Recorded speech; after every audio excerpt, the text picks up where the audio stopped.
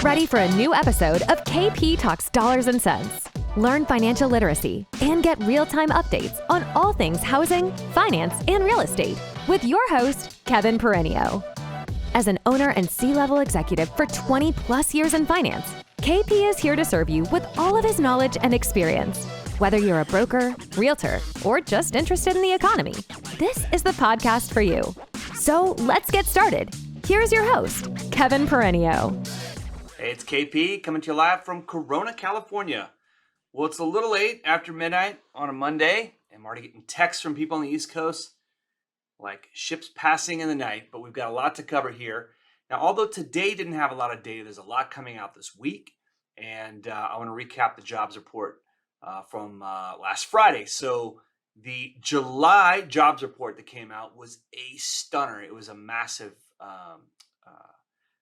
number that was more than expected, going from basically 250,000, like something like 540,000 or 548,000 jobs. Now, I saw a very interesting breakdown of that on MBS Highway today, where they looked inside those numbers and they saw that part-time jobs, which could be double counted if there are multiple part-time jobs, there were something like 300,000 part-time jobs in there. I thought that was a pretty good breakdown from Dan and Barry regarding that. So could be a little crack in the data that maybe not as good, but having said that, the jobs are they're still jobs and they're still income. So the report came out and that's the headline number, and we're down to 3.5%, I believe, in 3.5%. It's like a 52-year low since 1969 or something like that, with those 528,000 jobs created.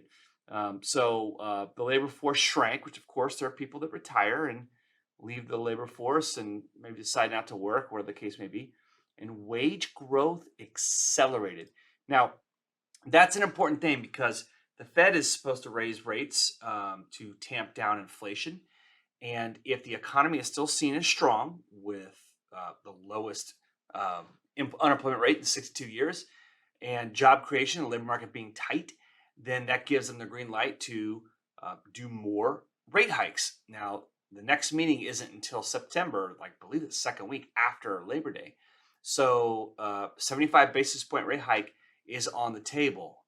Having said that, we've got the consumer price index that comes out on Wednesday and the producer price index that comes out on Thursday. And that is, goods, goods and services and inputs the consumers pay for, and then the producer inputs to make those goods. Is there more inflation? If those numbers come out hot, there is talk on Wall Street of an intermeeting meeting. So basically, we had one in July. The next Fed meetings in September. That they might come out in August and say, you know what, this thing's hot. We got to do another raise right here in between.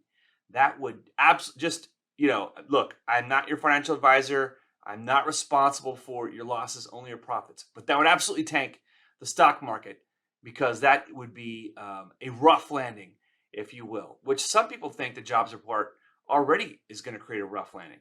We shall see.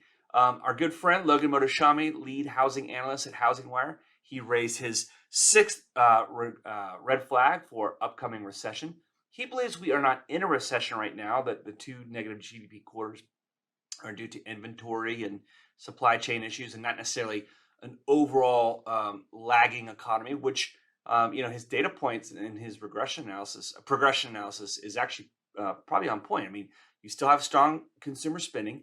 Remember, I said on my video last week that if you zoom out 12 months, even though we've had two negative GDP quarters, we still have positive growth over a 12-month span. So we still have consumer spending.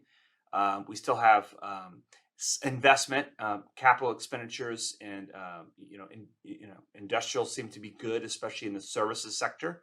Although some of them are coming down, but again, there's little cracks in those data points. So let's talk about goods. So we've seen a shift away from consumers paying for goods and shifting more towards services. Now, we had a huge pull through on goods during the pandemic for 2 years because people were stuck at home. They couldn't go out.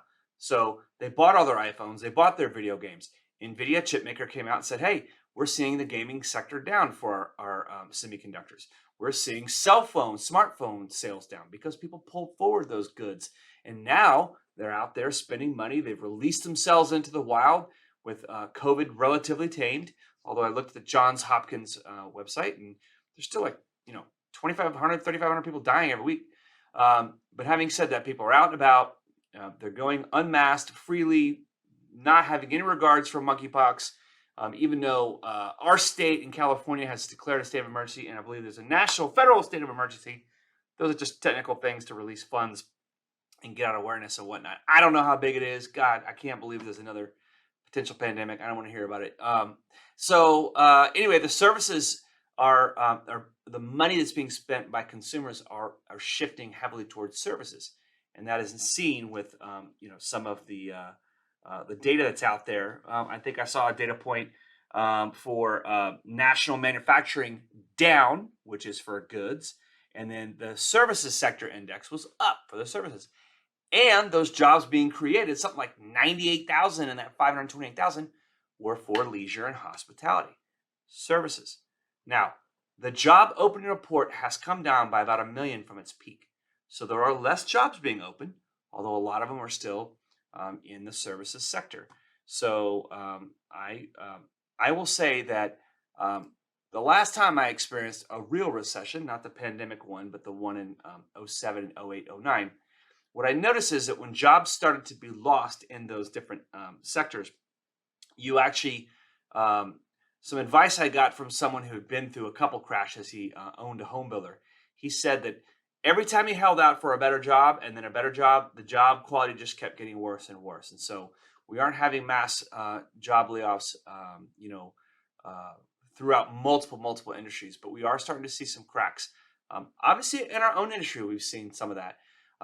July was the lowest amount of agency mortgage-backed securities that were, bought and sold in the secondary market since June of 2019, pre-pandemic. So now that the jobs have been all brought back to pre-pandemic levels, and Logan has raised his sixth recession red flag, meaning it could happen in the future. We are seeing in our industry, we are seeing obviously job losses. Now, let me just explain something and lay this down. Lenders of any size obviously had to scale up to handle $4.6 trillion in record volume, the most loans ever. And then this year, we've seen the fastest rate of increased interest rates ever in the shortest amount of time ever. And then just now, that's ever, if we're all counting at home for extremes. And now we're seeing in July, which I'm hoping was the worst and the low part of the cycle, only 129.5 billion in agency mortgage-backed securities between Fannie, Freddie, and Ginnie, the lowest since June 2019. So and that's Bloomberg data. Now the projection for the remaining 5 months of the year is 800 billion. That's about 160 billion a month. So it's a little bit higher on average than what we saw in July. We did see rates improve by about a point since the peak at June 13th. Hopefully that's the worst we've seen of rates. We have seen the 10-year come down since that peak as well. And we are also seeing the Fed raise the Fed funds rate. However, it is now, the fear is a growth scare. We are heading into a recession, which if that's the case, you might not see higher 10-year yields, and you might have seen the worst of agency interest rates. These are things we're going to watch out for. What is boomflation? So we had economic boom and high inflation, which we had, but when some of that cools off, when that growth cools off, we call it stagflation. So we're on stagflation watch right now, and in seeing the growth numbers come out and seeing the inflation numbers come out, especially this week, and we'll have another CPI and PPI print before the next Fed meeting in September. We are watching all these data points. Now, I do want to say, Jeremy Potter, who is someone I really admire his work and his thoughts. He's a thought leader. Used to work at Rocket. He's been in their legal department, cap markets. He works for a company called Stavvy, Staavy. And he, on Saturday at the housing renaissance, he said something that I thought was very cool. He said, little hinges swing big doors.